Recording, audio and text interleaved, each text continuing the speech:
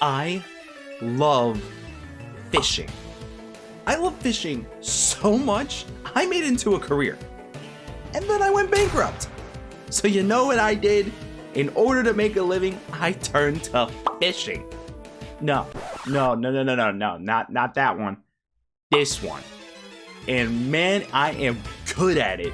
For years, me and my partner sold Magikarp for a stupid big total of $500 all across Kanto. However, we made it a little too big, became wanted criminals, and got chased out of the country. Now, we find ourselves in the land of Sinnoh with fake IDs so we can rebuild our fishing empire on an entirely new market. Nuzlocke rules in the description. Just as I'm settling into my new home, an old face shows up. Barry Archibald. Some high school punk I sold a record high 12 Magikarp to. After that magic number 12 though, he got so infuriated at me that he promised to hunt me to the ends of the earth. Did I think he'd hold his word? No, I didn't. And now he's here, in my new house, tracking in mud and ruining my vibe. With no choice, I do what I do best and flee. I was just gonna lay low for a bit before getting back to business, but this incident changed my mind. I'm gonna need to be able to defend myself. So I go back to my roots and go fishing, reeling myself a Goldeen, a Finneon, and a Magikarp. And to help further prep for any potential trouble, I steal the TM return off some old guy at a neighboring village.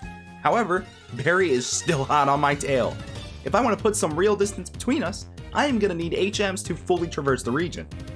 The only way to do that though is to start taking on gyms, so I make my way over to the nearest one, who is an easy win after a little bit of waterboarding. On my way to the next town, I run into longtime business partner, Looker. I warn him someone is already hot on our tail and he assures me it is fine. Just stay the course and meet him in Eckerteak for our next big scheme. Upon reaching the town, he, in typical fashion, is nowhere to be found. So I kill some time by catching a new friend and taking on the local gym. The latter was a mistake. I knew it was a grass gym, but I assumed getting my boy Carpe to a Gyarados was more than enough. But no, Gardenia curb stomps me, and I am back at square one with a dead team. It doesn't just stop there. Nope. Time after time, I return to the gym only to see my beloved fish die. Hell, so much aquatic life died that day, I thought I was at a live screening of the BP oil spill. This heartless wrench was leaving me out to dry. If this kept up, Barry, or the law, would eventually catch up with me. After an unholy amount of time fishing, I get approved for another credit carp. With a teensy bit of EV training on our side, I return for my Upteenth rematch, in which we lead with Finn, who naturally has access to the move Tract. A move that I can abuse to buy my grass allergic friend here some much needed time. From there, Finn had two goals. One, get at least a single hit on Turtwig so it could be one shot by Carp later on, and two, if the turtle gets a reflect off, we just need to survive until we get to the last turn of said shield. On the off chance we die before that, I can pivot to Omega 3 and sack him to squeeze out an extra turn or two of reflect. I just can't have that up when Carp enters the field, otherwise we are in trouble. Thankfully, the death total is minimized, as only Finn perishes. While sad, it gave Carp an opening to safely swap in and get revenge. This gives us enough experience to level up, and with this boost, we were able to confidently two-shot all of the remaining Pokemon with Return, a move that boasts a whopping 100 attack at max friendship. And you best believe me and Carp were best buddies. Shout out to the old man for letting me con this off him earlier. Oh, and this is only possible thanks to me realizing Gardenia runs Stun Spore, so I should put a Cherry Berry on Carp prior to the fight, without which we would have died. I exit the gym and finally get a call from Looker with details for a new scheme. Apparently there's some wannabe crime organization called Team Galactic nearby. If we steal some Pokemon from one of the locals, tell them evil NASA is to blame, and then proceed to rescue them thereafter, we can earn a quick buck. Lo and behold, it works. Alright, why are you giving me a bike? I want money. Money! Well, on the bright side, I can probably sell this bad boy on Craigslist. Just as I finish listing it online, a stranger comes up to me. I assume she was here to buy the bike until she decides to just gift me some strange egg before leaving without a single word. No clue what that was about. Maybe this is worth something? Anyways, we make our way to the next town where the gym leader is a weird French chick who refuses to bite on an incredible multi-level marketing offer that I extend her way. Not only does she refuse, but she mutters something about the pyramids and challenges me to a duel. Thankfully, a certain someone can always be counted on for biting when I want them to, and we snag another badge. You know who wasn't an easy fight though? Barry, who somehow found our location again and catches us off guard. In my surprise, I play a little sloppy and end up losing Omega 3, on top of nearly losing Credit Carp too. But hey, we may be reduced to a skeleton crew, but it is alright, because shortly thereafter, we get access to, wait for it, seals! And I guess we catch a Roserade from the nearby beach and evolve both her and Barbara, both of whom immediately contribute to the team at the next gym. There, we lead with Barbara and two-shot the opposing head with Earthquake, an overpowered team that I managed to find after some spelunking. Out comes Lucario, who is normally a dreaded matchup, but Carp matches up pretty well, as I can pivot to her, use Intimidate to automatically lower its attack a stage, and use the HM Rock Smash to do as advertised and smash that blue Pikachu to pieces. All that leaves is David Hasselhoff, but thanks to an incredible glow-up, Doc Ock is able to easily finish the job with Psybeam, a psychic move that she learns conveniently via level up. Oh, look at that! Another call from Looker! He has a new idea! This time, to help keep the law off our tail for a bit, we meet at a warehouse after hours where we plan to discuss details. However, he appears to be in a cold sweat and only gets out a Pastoria City, 12 p.m., June 9th. Be at the local gym. Before I can ask any questions, he scampers off like the little rat he is. Maybe he was trying to be discreet. I don't know. Quite frankly, I only stick with him because he owns our shared Netflix account.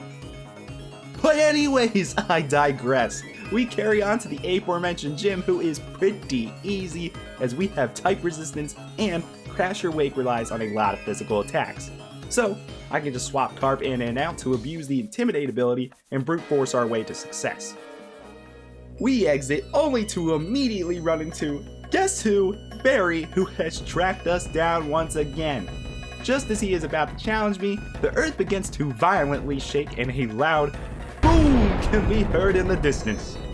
Barry, being the vigilante he is, goes off to investigate with Crasher Wake. Just as they leave, I get a call from Looker. As soon as I get on the line, I am greeted by a "The bird has left the nest."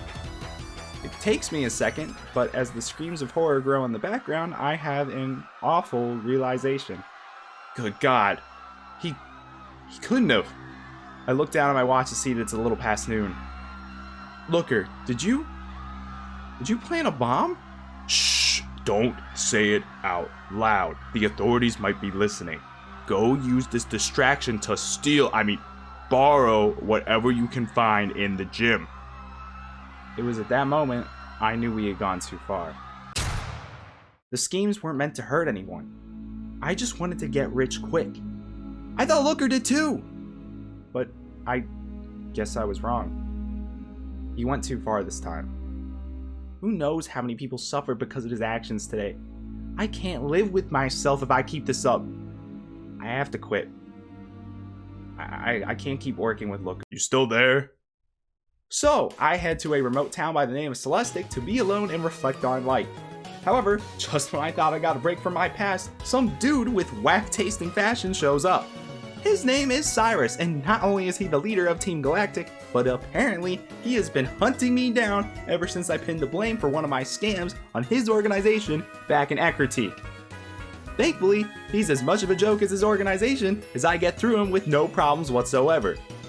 Upon losing, he exclaims, "That's it! This is why no one takes Team Galactic seriously! We're too weak! If I can't destroy you, then screw it!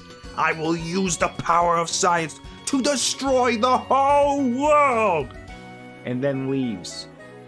Worried about that message, I chase after him only to hear a surprise, "Hello there."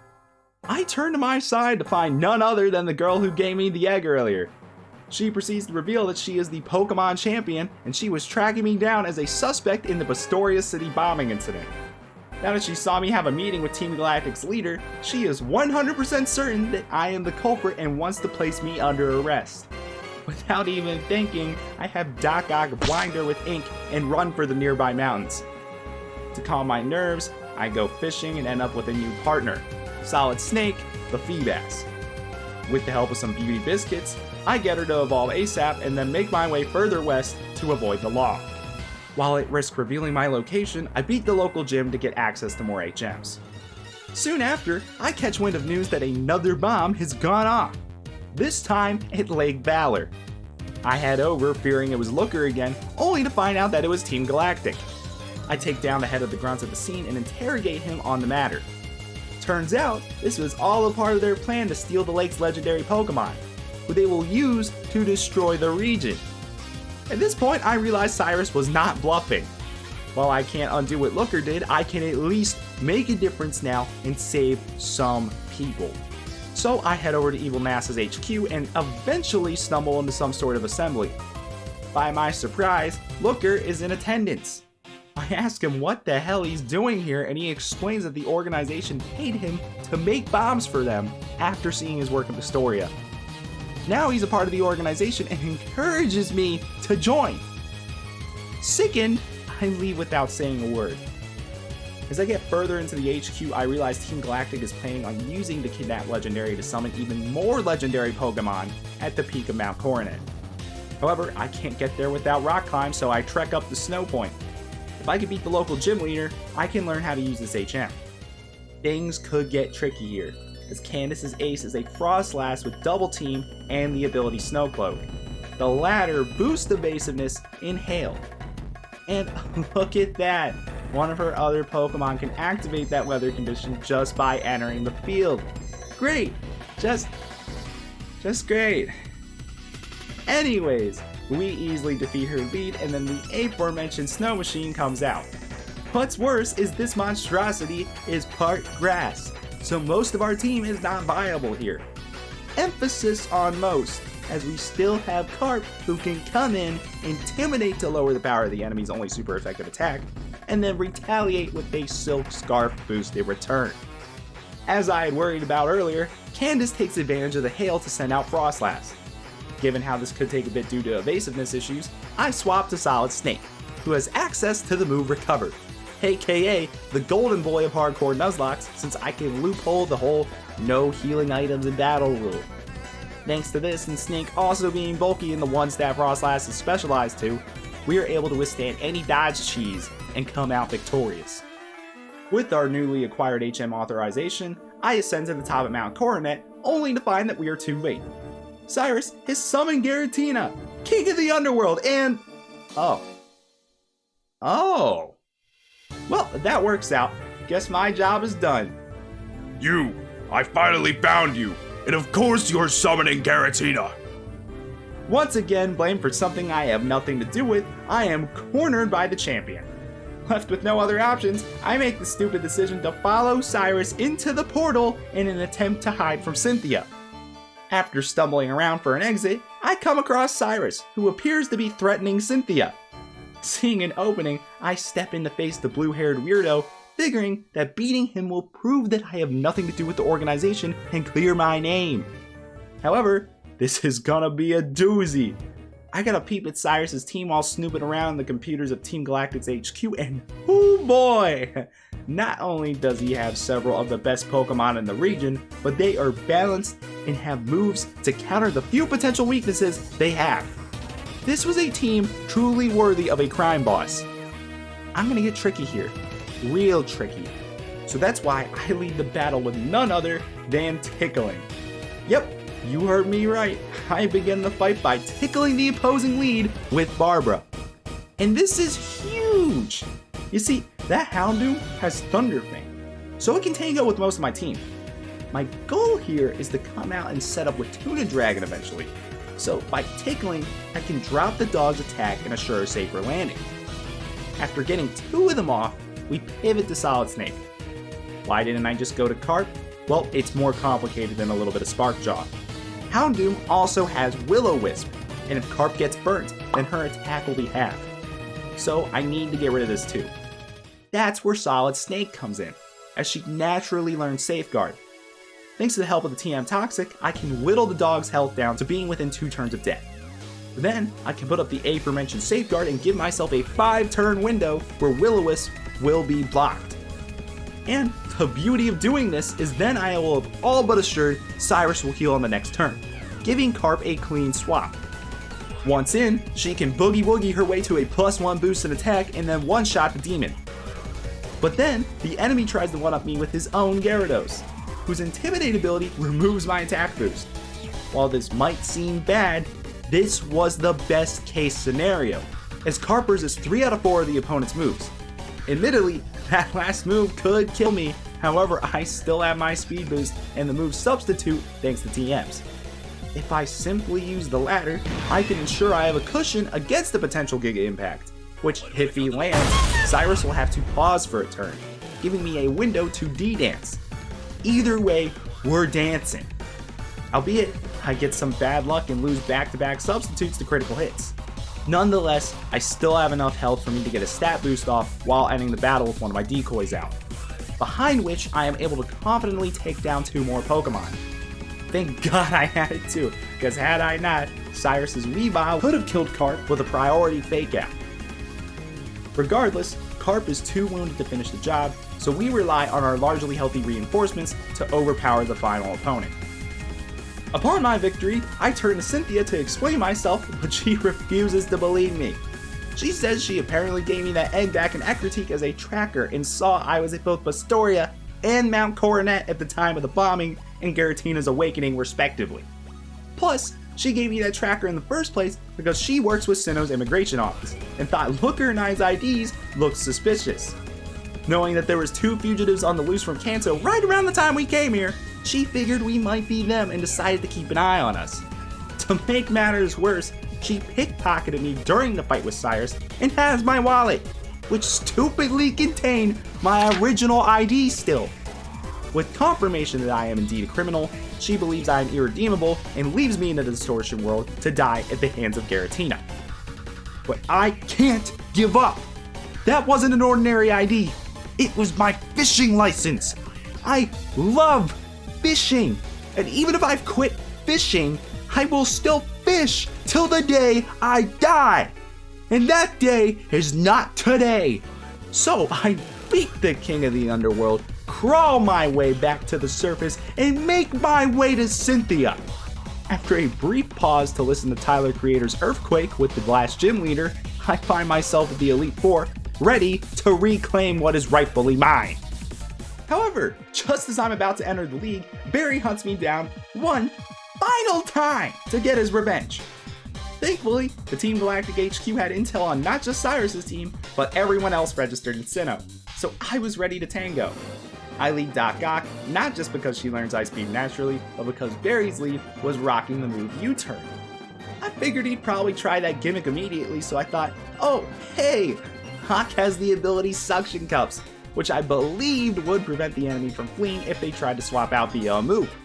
That turned out to be a big misunderstanding as he successfully pulls it off nonetheless. However, it turns out to be a happy accident, as Barry swaps out to the biggest threat on his team, who is conveniently 4 times weak to the move I plan on countering Staraptor with.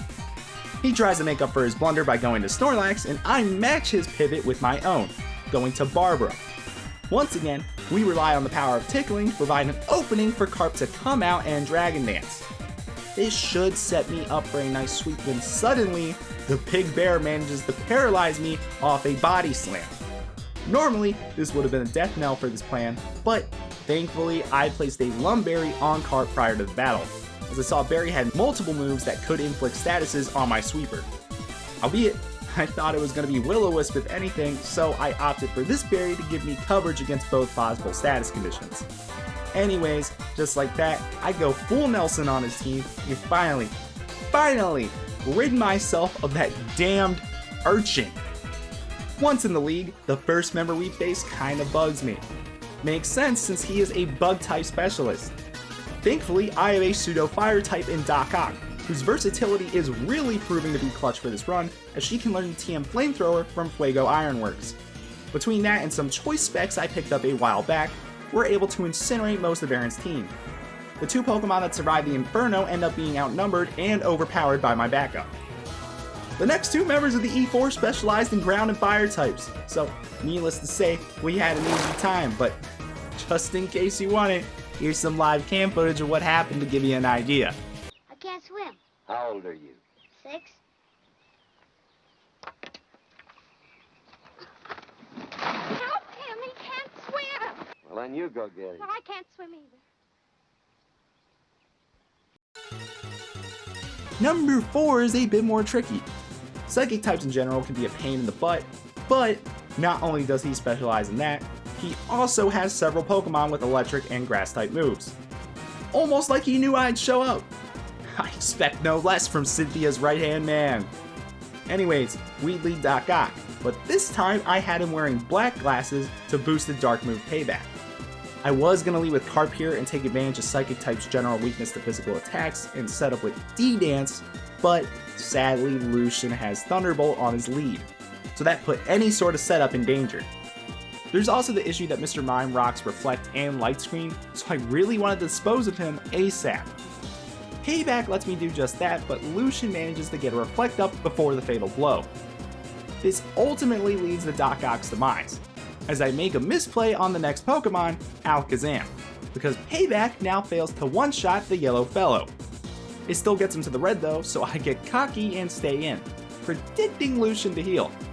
Go figure, the Psychic predicts my prediction and serves me a fresh tray of calamari immediately thereafter. But all is not lost, as Doc Ock's death gives us an opening for Carp to come out, do her little shimmy, and get just enough attack between that and a Mystic Water I gave her to sweep the rest of the team. Finally, bloody and scarred, I return to face Cynthia. Upon meeting her, I crush the damn tracker in front of her eyes. You stole my fishing license! No one stops me from fishing! You have a fishing problem, Kurt. I refuse to let you hurt this region anymore! And just like that, the penultimate battle begins. I kick off with Carp and she starts with a Spirit Tomb, which is a spirit dumb decision because this was the one Pokemon on her team weak enough for me to set up on. Between 2 tactical dances and a citrus berry I gave Carp before the battle, we get a big enough attack and speed boost to embarrass her on the biggest stage. Now, not only was I champion of this damned region, but I could legally fish wherever I please!